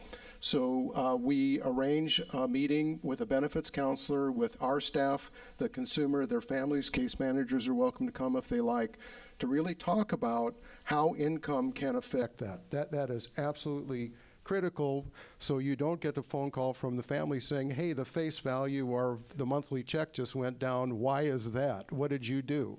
And so even though the face value of the check has gone down, if you add in the income that the person's generated and what the face value of the check is, they have a sum total greater money than they would have just on the check. But sometimes families understandably get concerned when they see that. So it's very important early on to really set expectations. You're going to generate income. This is how it's going to affect your benefits over time. Additionally, a number of the consumers who attend our program need the assistance of assistive technology. We have hands-free computing, if that's the case, and so on. Then we go into an 18-month startup phase. It's a launch of the business, and this is a really intensive phase where it's planning up to that point. When you throw that switch, you're in real time in the real world, and the business world or the world of commerce is ruthless, if you will. There's no nice way to say it. Quality, time, service, and at price. And you can't get all three, so you pick the ones that you can provide in the marketplace. You can compete on that. I'm reminded of us going to an event in downtown Oakland. Monique might remember what was called Ignite, which was a small business fair in downtown Oakland. We had a number of products there that were very nice, but they were priced to sort of at the $15 to $25 range. And people were saying to us, geez, I really like that, but I don't have that much on me. Geez, do you have anything for $5 or $2? Because I'd like to buy something. So we learned a lesson because we listened to our customers. So next time we did have things for $1 or $5 and so on. So again, in business, it's very reciprocal. The business owner does not tell the customers to buy. The customers tell the business owners what they want to buy, and you need to be able to listen to that and respond to that. Monique has done a really good job with that. So after the 18-month period, we shift into ongoing supports with the business and so on. We've had some consumers that started with an idea, geez, I only want to do X, whatever that is. And we try to suggest that many small business people have a product mix. And so when you go into, let's see, if you go to Stop and Go to get your gas and you walk in to pay for your gas, and here's on the counter is chips and peanuts and, fidget spinners, everything you can think of is on the at the cash register. They're having a product mix. So some consumers say, well, I just want to do this one thing. So what's really interesting, what's great about having a group of consumers everybody doing a little bit of different business. Every month we do a profit and loss statement on, as any business would be, how are you doing? And often if you're only doing one thing, you're probably not going to be doing as good as the person sitting on your left and your right, and you're kind of looking around like, geez, I'd like to be making that much. What are they doing? So we revisit the idea of a product mix. So we're at the point, we've had a mature program now since 2006. We started on grants. We were vendored in 2008. And we're really at the point where we have several mature businesses, and that what's really great is to see the peer-to-peer support and also the consumers teaching us new ideas about how we can enhance the business and so on. So, and here's Monique's statement. As a woman with cerebral palsy, my two greatest accomplishments as a single mother have been raising my 28-year-old son and running my own graphic art-based business. In conclusion, self-employment is self-empowering. Thank you. Okay, next we're going to talk about tailored day services. So I'm just going to go ahead and stay, and I'm going to bring back our favorite, Tom Hines. And you're our favorite too, Will. And Will Sanford from Futures Explored to talk about tailored day service. Tailored day service is different from traditional day service because, as you know, regular day service is offered at about 30 hours a week. And tailored day service is closer to 30 hours a month, but it does vary based on the program design. So there's not going to be an exact number I can give you for that. It's really created for individuals that don't fit into other program models. So it's at a higher staffing ratio. It's a 1-to-1 direct support. There's 3 different areas that they can be receiving support in: job development, volunteer work, or post-secondary support for education. And I'll turn that over to Will and Tom in a second to talk about those areas, but I just wanted to touch on, it's really a broad service, so it's incredibly tailored to the individual, so it's kind of hard for us to give specific details on it because it's going to vary so much based on the client, which is really awesome, actually. Tailored day service, again, is one, as I say, it's an opportunity that DDS gave to us to make lemonade out of lemons. This was a budget-saving deal in 2010. They came out and said, hey, you know, we want this service. They tried a different service called, CEO, whatever that mess was. And they came back with it and said, well, we'll do this service. It's at 80% of the day program rate. So it's a lower cost to the state to do this. We'll do it for employment, we'll do it for volunteering, for post-secondary education, and technically there's a fourth one, which is community integration, which no one can figure out what that means. So it's one of those that we said, okay, who does this work for? It really works for youth coming out of school who don't want to go to traditional day services, but who want to maybe pursue post-secondary education. And or, as Tom really discovered, as a great way to do discovery, job exploration for folks who've had project search, job development, get them in the door, because it's a service that was never funded. Job development has never been funded. Tailored day service gives us that opportunity to do that. So that was really the start of it. We've supported people. We currently have roughly 120 folks, only about 30 in Regional Center East Bay and about almost 100 in Alta, mostly in post-secondary and or employment. So they're out there as an opportunity for them to decide what they wanted to do. I also looked at it as the first step towards self-determination, because the individual is saying, hey, I want to get a job, an education. I want to try and do this. So there's a lot of things that we can do related to that and support people along the way. You heard earlier about the dietary aid position. We've supported people in film and media. We've supported people at the community college. We have had folks we have 2 BAs that people have received now over 4 years. So people have actually been able, with a little bit of support, been able to get all the way through the system to be able to do it, which is a bonus. We basically use it to help people find jobs. So, looking at job searches, doing resume writing, also helping people with support on targeted training for a future position like dietary aid. We also, I think, Lori, we're using it with the home care training. So we have relationship with a senior apartment developer, and they're setting aside 23 units for seniors with disabilities, and the home care agency that's being funded to provide services to those seniors wants to hire people with developmental disabilities. So the public authority on IHSS in Alameda County is providing the training to 5 clients that we serve who want to become home care workers, and our staff are providing support to those consumers to go through that training course. So it's really flexible, and it's a super needed component to the kind of really depressing situation we had before with job development not being funded and having lots of waiting lists of people who wanted a job yesterday. This is a way we can keep people engaged in their job search and really involved in directing their job search. So the other one that's out there is, traditionally, if you go back a few years, most of our folks work in food service, retail, janitorial, landscaping. A lot of our folks don't necessarily want to do that. So we now have folks who want to be filmmakers. We have people who want to work in labs. And so this has allowed us to do much more specific support to get to that. So the job development changed. It wasn't a matter of, gee, you want a job, let's find one that'll work for you. It was really like, what do you want to do? Let's figure out how to get you there, which includes education. The other one is you can also do both employment and education at the same time. Department of Rehab will fund education. It will fund employment, and with a really, really good plan, it'll fund both, but it's pretty rare. Tailored day service can actually cross over between the two based on what the individual wants. So it gives us more flexibility, gives your folks much more flexibility what to do. So it's really a matter, and that's why we're excited to expand that.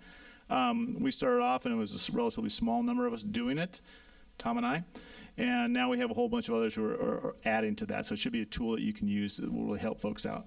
And a final note on tailored day service that I was trying to think of is, because of the lower hours, the individual does need to be able to meet their own health and safety needs during the time that they're not in tailored day program. So here's a list of the current providers that we have, which has really expanded a lot recently, again, thanks to Will and Tom. Taylor Day in our area. Last quick things, we're just gonna go ahead and stay for the remainder. We're almost done, I promise. But the most exciting things, of course, for me is the paid internships and competitive integrated employment incentives. So one of the things that came out of last year's budget cycle were two pieces, and it's the paid internship program, which says that the state is going to support our folks in the paid internships up to $10,400 a year. So it's a POS that's written just for the support. So it's for the wages and benefits of the individual. The support is a separate piece, and that's the key. So in someone who's in a paid internship, there'll be two purchases, one typically for the paid internship and one for the support piece. It could be tailored day service. It could be a regular day service. It could be, any number of combinations. So it's out there. So again, there's a way that they've worked on and developed a form for folks for us to submit. Said, here's what it's going to cost for a particular time frame. Some are project-based, which is my film crew have the most of those, which could be 2 weeks to 6 months. We have others at Project Search, which are 6 to 9 months, which is a little easier. And there's a whole slew of other ones. There's a picture up earlier of the guys who did the forklift training. They were paid interns for BART, a really cool, different type of job. So it's opening as opportunities, because as a paid internship, any company can offer that. It's not required to be, if it's for no pay, it has to be at a nonprofit or an educational purpose. So it really limits that. So this has expanded that piece of it. Okay, so what the rate looks like is it's going to be $10,400 limit per year, and that can be more than one internship, but the number starts the day they start their first internship. So if they started on June 1st, they have until May 31st of the following year to earn their $10,400. They start in October, then they have until September. Everything that's included is directly what they earn. So if they earn $10.50 an hour, for example, on this slide, then there's an added fee, which is the mandated payroll costs, FICA, et cetera. That gets added, and that gives you the total rate that they're going to be paid, that the vendor gets paid. That's what our purchase looks like, is the rate to the vendor. There's a couple different ways for us to pay this out, but currently the only one that we're using is the vendor as the employer of record, so the purchase does go directly to the vendor.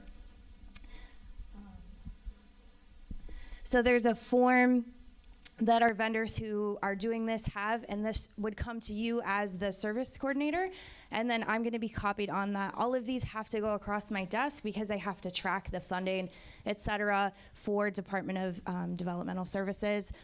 So if you don't see my name, make sure that I get copied, but I'm not here to approve them. They really are IPP based, so they are going to be directed on what's the individual's work goal, what have you guys talked about, what do they want to be doing. So I'm here to support you with the paperwork side, what it should look like. I'm working on getting the addendums kind of a little bit of a template, so you don't have to do quite so much for the addendum, but it really is going to be driven by the IPP. So there's a couple different types of internships that we can use this for, so I'm going to give that to Tom to talk about those. The preferred model sometimes is an internship where the employer is interested in hiring somebody if they're successful in the internship, but they want a period of time to experience the person, experience the job coaching service, and then make a decision. That's an internship that has a possibility to leading to a direct hire at the end of the internship.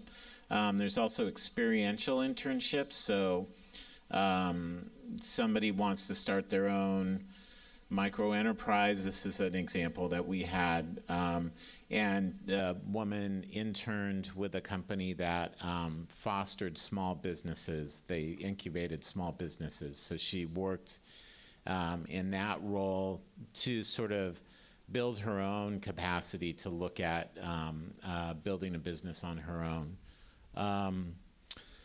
SB 644 is a bill that Will and I worked on. There's this, we noticed that almost no people that we knew that had developmental disabilities were working for the state of California. So we did a little research into that, and part of the problem is that the LEAP program, Limited Examination Appointment Process, is the gateway which people with disabilities are considered for state jobs. It's not really built very user-friendly for people with developmental disabilities. For example, if a job posting comes up, providers weren't able to contact the hiring manager to take a look at the job in advance to see if our person was a match. Sometimes hiring supervisors would know that a LEAP candidate was coming and had a disability. Oftentimes they didn't know that the person was a LEAP candidate, and a person would show up and they had a disability. That's sometimes for people we serve a disadvantage, because as a reasonable accommodation, people we serve need job coaching supports. Well, for an employer to consider hiring somebody in a state job, you'd have to know what job coaching supports are and what to expect. So anyway, the LEAP process wasn't working. So this bill created a internship path for people with developmental disabilities to intern in state departments of 512 hours, and those 512 hours of internship are paired with an office skills curriculum that they go through and they take and they pass, supported by our staff. And they, if they complete the internship successfully, then it helps meet the minimum qualifications for entry-level state jobs. And we're starting with mainly office positions now. Small scale. Will's agency has some in Sacramento. We are in some state departments in Oakland right now. Job sampling would be just sort of like testing out different types of work to get a feel for what your preference is. Apprenticeship leading to self-employment would probably be something similar or tie into what Ability Now does. So that's the range. And again, we talked a little bit about our folks have the biggest challenge is interviews.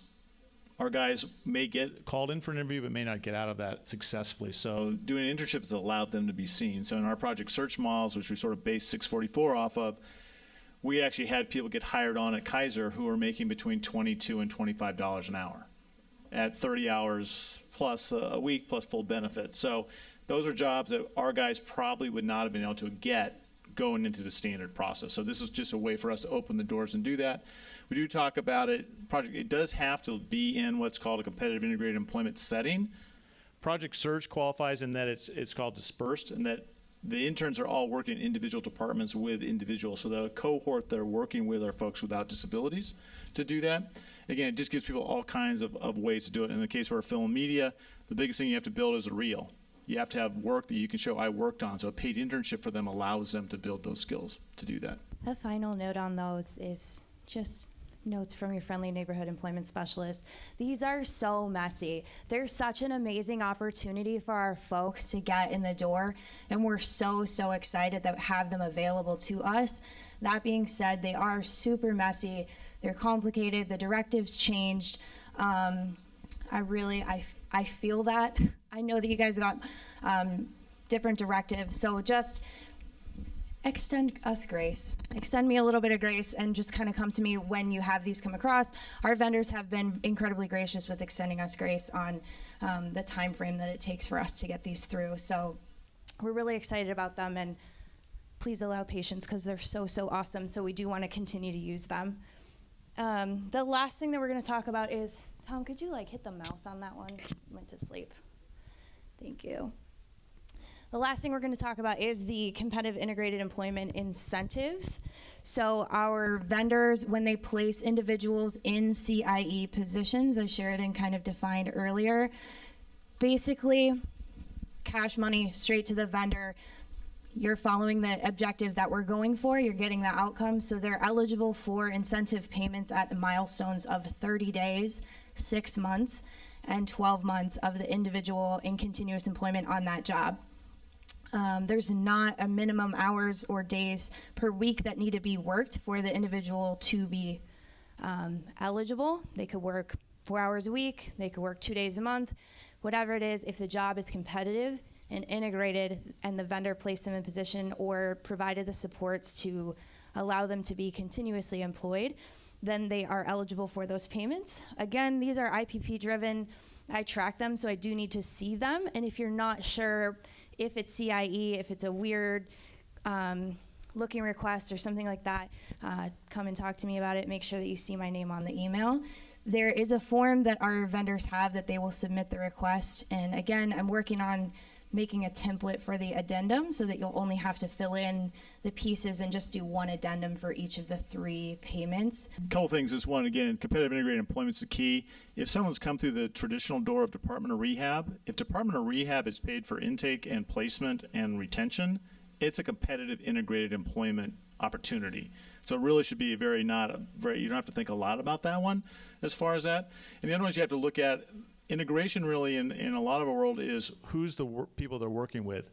We do have group support employment where the people are actually hired by Home Depot is the one that typically comes to mind. They work for Home Depot. Home Depot has 100,000 plus employees across the country. These folks are competitively integrated employment because they're hired by Home Depot. They're getting the same wages and benefits as everybody else. They happen to have a job coach who's there full time.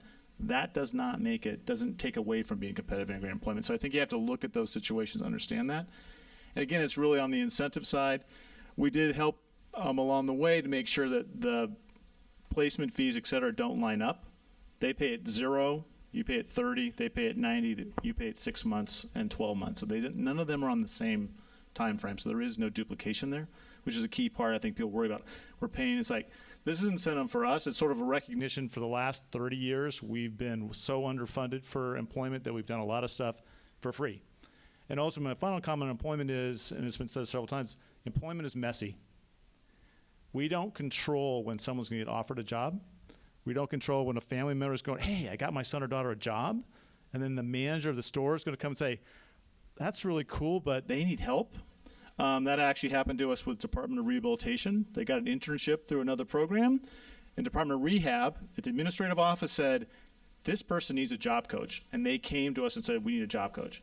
So people are going to ask for that. And so that's why we will come and we'll sometimes say, we need it now, because jobs go away very quickly. And this environment's very competitive. It's very difficult.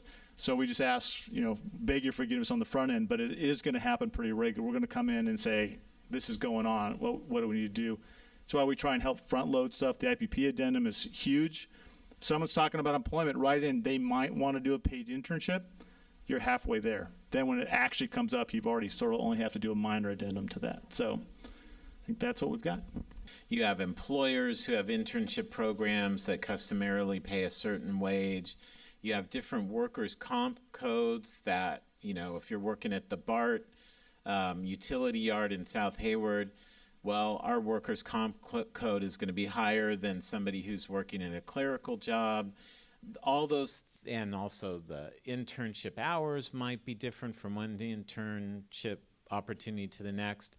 So you'll see these very individualized requests.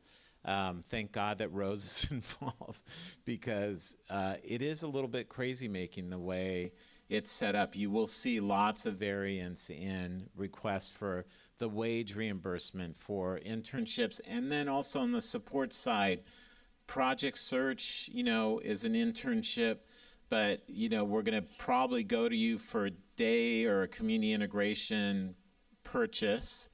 For other internships that are separate, maybe it's one person working at a job and it's not a Project Search site, we might ask DR for the support, the job coaching support. As Will said, TDS might be used.